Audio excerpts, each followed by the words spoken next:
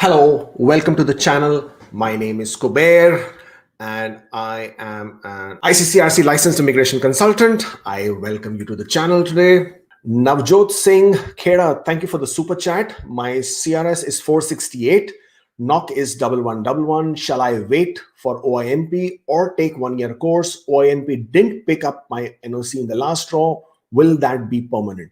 The last express entry all program draw that happened was on the 23rd of December with a score of 468. Now, usually what Ontario does is that it plays in tandem with the express entry draw. So whatever is the last express entry all program score, they will issue their HCP draw, human capital priorities draw range 1 point less than the last draw. And it makes sense. I mean, it made sense all this while earlier, not now, that because if they were to issue notifications of interest to people more than 468, it made no sense because express entry draw is already happening at 468, which basically means anybody else would not take Ontario notification because the draws were already higher. Therefore, they would always issue 1 point less than the last express entry draw. However, the last all program draw was on the 23rd of December, as I just said, and they haven't had any draw. The problem is Ontario is still stuck with that last all program draw range, and they have only been issuing the notifications of interest with the range point, with 467 being the high point. Unfortunately, you can't change that. So two things will have to happen. One, Ontario will have to change this all program draw upper limit, if at all they go with that. In that case, what are they going to do? Are they going to take the CEC draw upper limit, which they can't because CEC draws are happening already at a very, very low score.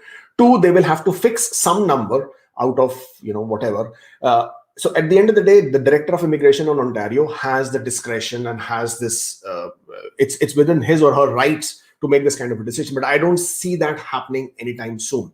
So my opinion is that they would wait for the next program draw to happen before they would they would change the high cutoff limit now.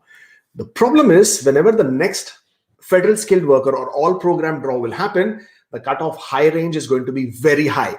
Okay, you're looking at 480 plus kind of a high.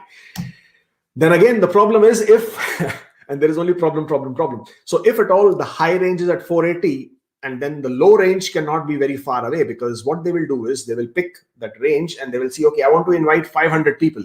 So how many people below the score of, let's say 481 is the high point? How many people below the 481 score have this NOC code that we want to invite? And they will find out that the 500 can be filled up very quickly, probably at 476, 477, 478. Again, you will be left high and dry. All right. So I'm just trying to give you the whole logic and understanding so you know where you are placed. Based on that, it's entirely up to you if you wish to sort of choose to take 1 year course, or maybe figure out a way where you can reduce your score to 467. I mean, maybe your spouse, if you have added in your application, she or he has education points which could be reduced, in the sense, like, for example, you've claimed points for 2 degrees or more. Get rid of the diploma. Okay, take claim points only for the bachelor's or the bachelor's degree or 3 year program, 1 point less. If you have claimed points for masters, don't claim point for masters for your spouse. Claim points only for bachelors. You could do that. There is nothing wrong with that. And if you do that, then again, points less. Retake your IELTS if you have to, and deliberately score in one factor. If you have CLB 10, try to score CLB 9 there. You'll get 3 points less.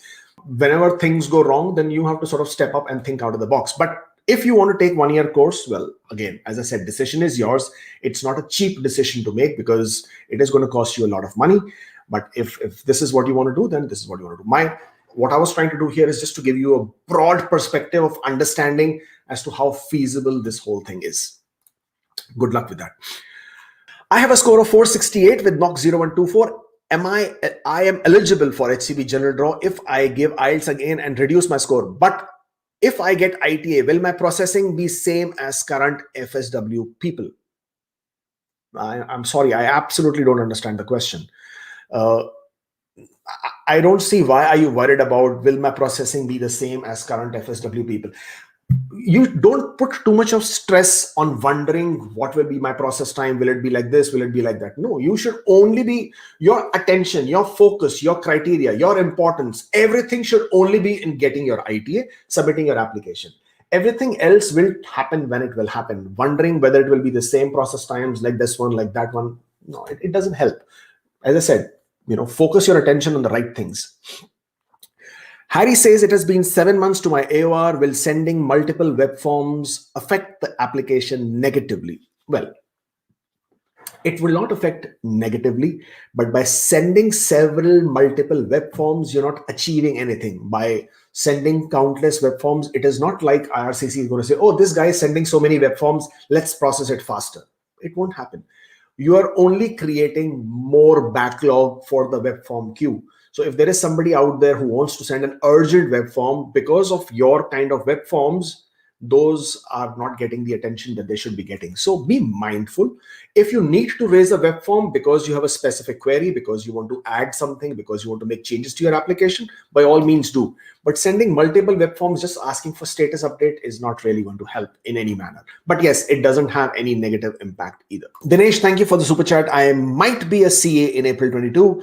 Shall I apply for my mom's TRV right now? And by the time I travel, her visa is done. She can travel with me. She's dependent on me. I don't want her to stay alone. Well, as far as the parents' visas are concerned, you per se cannot do anything about it in terms of her documentation. When she submits her TRV, her visit visa application, her documents, her background, her travel history, her financial stability, her financial status, her proof of income, her proof of existence, her funding, that is what is going to decide the assessment, or rather is going to satisfy the visa officer on the assessment criteria. You yourself, you do not even have a Canadian visa at this point of time, so you basically cannot add anything to that. So yes, you can obviously apply for a visit visa for your mother. She can apply for it. You can apply for her on her behalf, kind of a thing, but you can't really do anything to influence the decision. It is her documentations and her profile which is going to be the basis of criteria. Will CEC draws continue after COVID 22-2023? I don't think so. I don't see any reason why they would continue doing that. But, well, as COVID has taught us, then anything can happen. And there is no definitive way of saying what will and what cannot happen. We will just wait and see. Christopher Joseph, thank you for the super chat. I'm CEC applicant, AOR dependents in India. GCMS shows all passed, security pending. Should I consider new application as non-accompanying dependent, later sponsor? Would this help in waiting time? No, it won't really help in waiting time at this point of time. From what I understand, a lot of applications are already being processed for people who primary applicant is in Canada, the dependents are outside Canada. They're already processing those applications. At least few of our clients have already got their approvals done, whereby they received their ECOPR for the people who are inside Canada. For people outside Canada were issued passport requests. So it is happening. Again, there is no certain way of saying how long it will take, but it will happen. I would not want to I wouldn't recommend, of course, it's your choice at the end of the day. I wouldn't recommend that you cancel this application, file another CEC application, then wait for your PR to happen, then you sponsor your spouse, because sponsorship application by itself can take nearly 2 years at this point. Well, that's basically it from my side that I wanted to talk to you about today. And if you're not following us on Instagram, then please do. If you wish to make an appointment, then that's the link. Don't forget to subscribe to the channel. It's always good to see the numbers going up. I shall see you next time. Take care, stay safe.